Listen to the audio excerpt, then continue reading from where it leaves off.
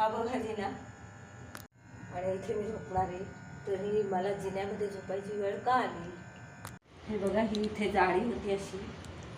माझ्या भावाने ही जाळी कापून टाकलेली आहे आणि आता वरती आम्ही जिन्यात झोपतो. मी तुम्हाला आता या जिन्यामध्ये कुठे झोपते ते दाखवते.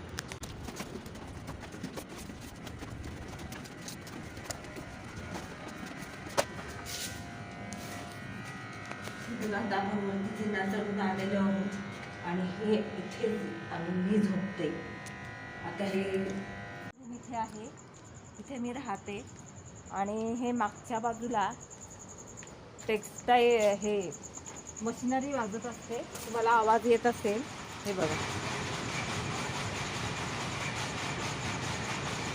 मशिनरींचा आवाज येतो म्हणून मला जिन्यात झोपावं लागतं. रात्रभर हा आवाज असतो, 24 तास असतो, दिवस आणि रात्र दोन्ही वेळेला चालू असतं ते.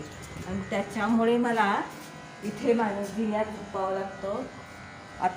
आत्ता 1-2-3 दिवसापूर्वी 10 दांडगी माणसं आणि 3 दांडग्या बायका घेऊन माझा भाऊ आला आणि मला मारहाण करून गेलेला आहे. आणि त्याने आम्हाला आमच्या जीवाचं काहीतरी घातपात करणार आहे तो.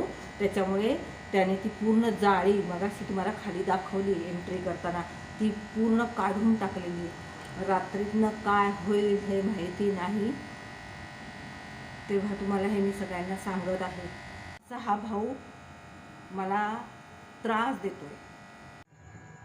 खालचं जाळीदार भावाने तोडल्यामुळे मला टेन्शनमध्ये झोपावं.